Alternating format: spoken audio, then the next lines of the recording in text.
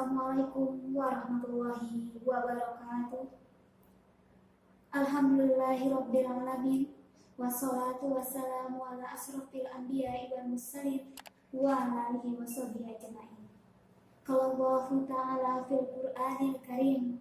A'udzu billahi minasyaitonir rajim. Bismillahirrahmanirrahim. Subhanalladzi asra bi 'abdihi lailal masjidil haram ilal masjidil aqsal ladzi barakna haulahu linuriyahu min ayatina innahu huwas samiul basir. Shadaqallahul azim. Amma ba'du. Alhamdulillah, segala puji kita haturkan kehadirat Allah yang Maha Kuasa. Karena berkat bimbingannya lah kita masih dipertemukan dengan bulan yang barokah ini, bulan diturunkannya dan bulan penghapus dosa, Syahrul Mubarak. Karena tanpa nikmat, adanya nikmat dari Allah, mustahil kita dapat menginjakkan diri kita pada bulan yang berbahagia ini. Dan dengan datangnya bulan Ramadan ini, semoga menjadi bulan perbaikan, bulan penambahan amal baik kita. Karena salah satu keutamaan bulan Ramadan ini adalah pintu-pintu neraka akan ditutup serapat-rapatnya dan pintu surga akan dibuka selebar-lebarnya dan para setan akan dibelenggu. Demikianlah salah satu sabda yang disampaikan oleh orang yang paling mulia di muka bumi ini, yaitu Nabi Muhammad SAW. Marilah kita meningkatkan ketakwaan kita di sisi Allah, karena salah satu momen yang tepat untuk berbenah yaitu datangnya bulan Ramadan. Semoga salawat serta salam tetap terlimpahkan kepada junjungan kita Nabi Muhammad SAW, manusia mulia yang telah memperjuangkan Islam dari zaman jahiliyah menuju zaman yang Islamnya, yang selalu kita rindukan syafaat dan pertolongannya di hari akhir kiamat kelak. Dan kita selalu berharap agar beliau mengakui kita sebagai umatnya. Baiklah sahabat Pratama, sebelum saya menyampaikan kultum pada sore hari ini, saya memperkenalkan diri terlebih dahulu.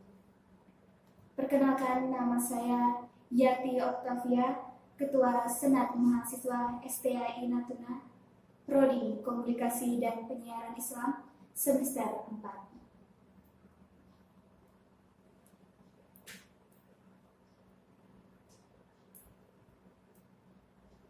Saudara-saudaraku kaum muslimin rahimahumullah, adapun judul kultum yang dapat saya sampaikan pada sore hari ini yaitu sisi positif melalui Ramadan di tengah wabah. Apa saja sisi positif melalui Ramadan di tengah wabah ini? Semua yang Allah takdirkan pasti memiliki kebaikan dan hikmah yang besar. Kaidah dalam masalah takdir, Allah Subhanahu wa Ta'ala tidak mungkin menakdirkan keburukan yang murni yang tiada kebaikan di dalamnya. Oleh karena itu, Rasulullah SAW bersabda, dan keburukan tidak dinisbatkan kepadamu. Hadis riwayat Muslim. Maka demikian juga ada banyak hikmah yang kita petik ketika Allah takdirkan kita melalui Ramadan di tengah wabah. Di antaranya, pertama, kesempatan meraih pahala, sabar yang tidak terbatas dan ampunan dosa. Ketika kita bersabar menghadapi musibah wabah ini dengan segala kesulitannya, mudah-mudahan Allah berikan kita pahala sabar yang tidak terbatas besarnya. Allah Ta'ala berfirman, sesungguhnya hanya orang-orang yang bersabarlah yang dicukupkan pahala mereka tanpa batas. Quran Surah Az-Zumar ayat 10. Dan orang yang bersabar atas musibah juga Allah hapuskan kesalahan-kesalahannya.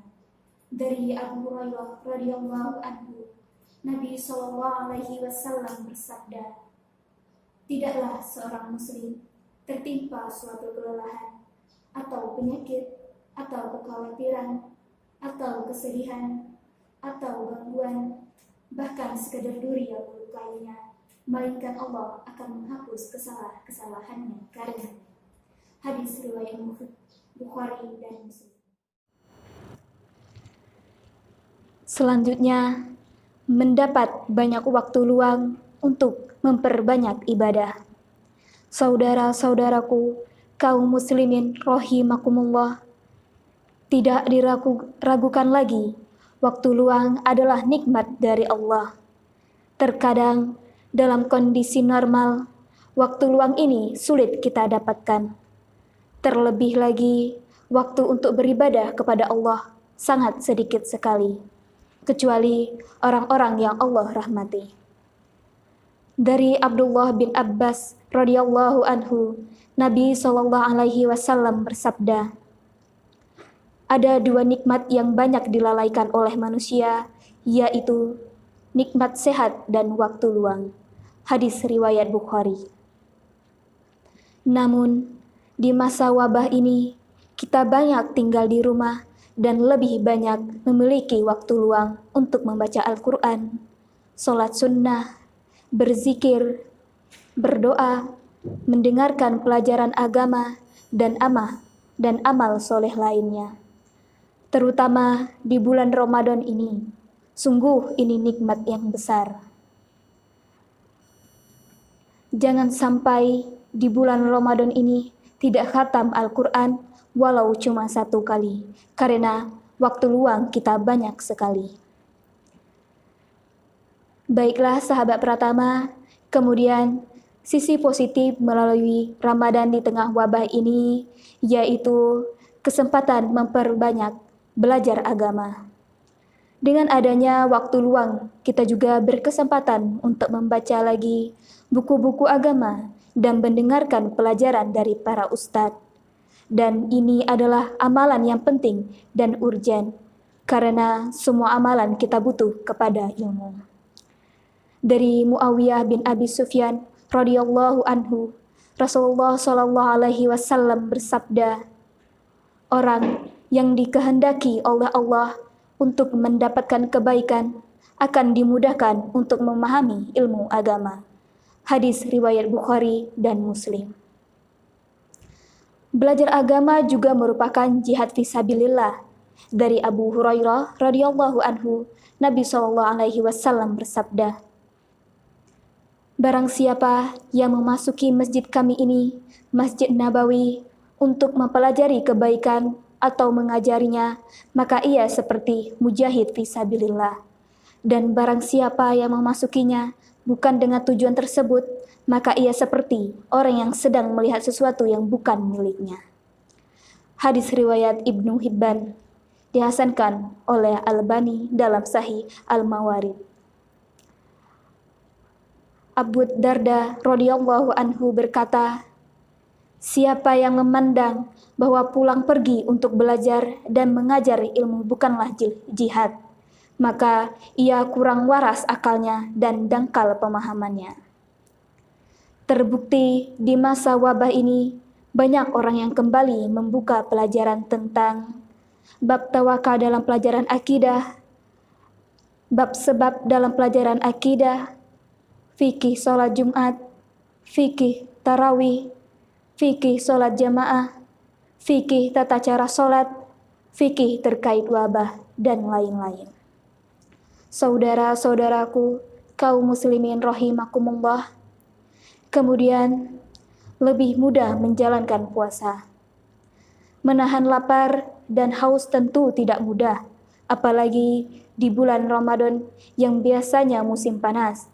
Namun, walhamdulillah, ketika terjadi wabah, banyak orang diam di rumah dan tidak banyak beraktivitas, sehingga puasa menjadi ringan.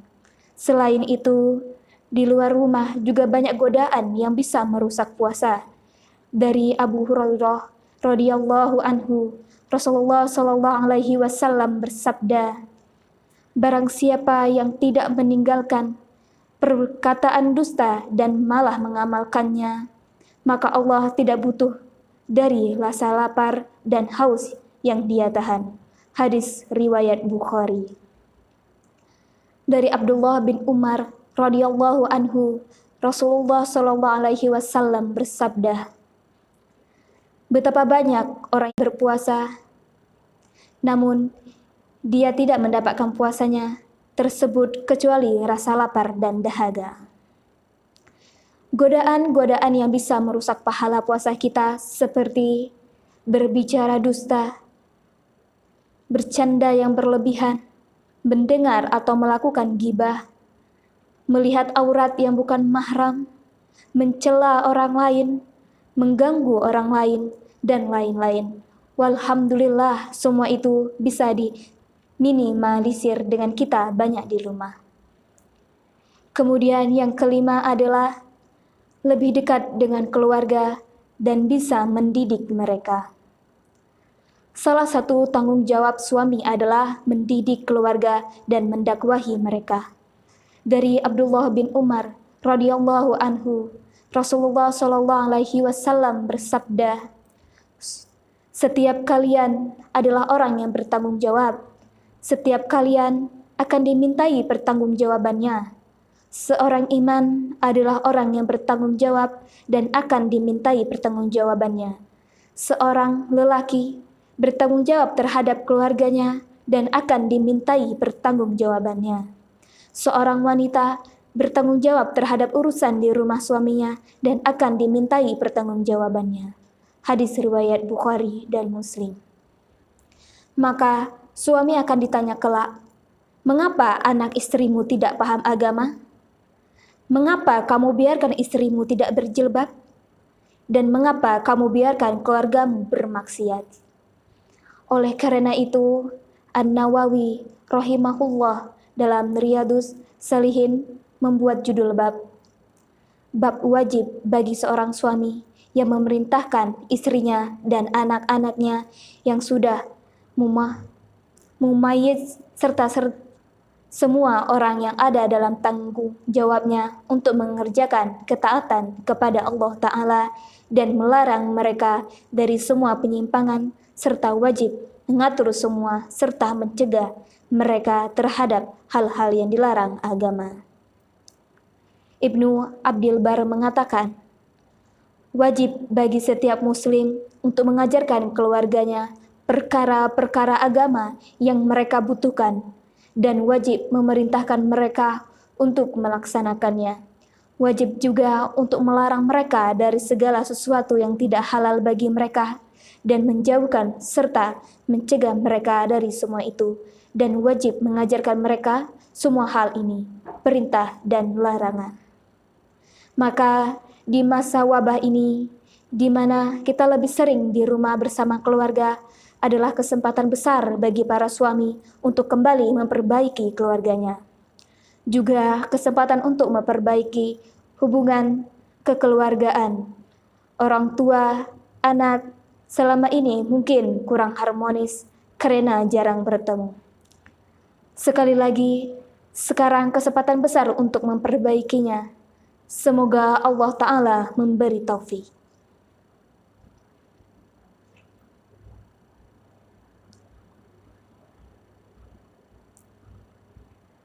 Baiklah sahabat Pratama,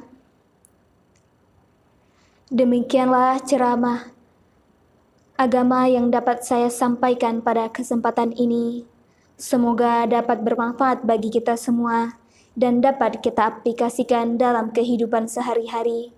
Lebih dan kurangnya mohon dimaafkan.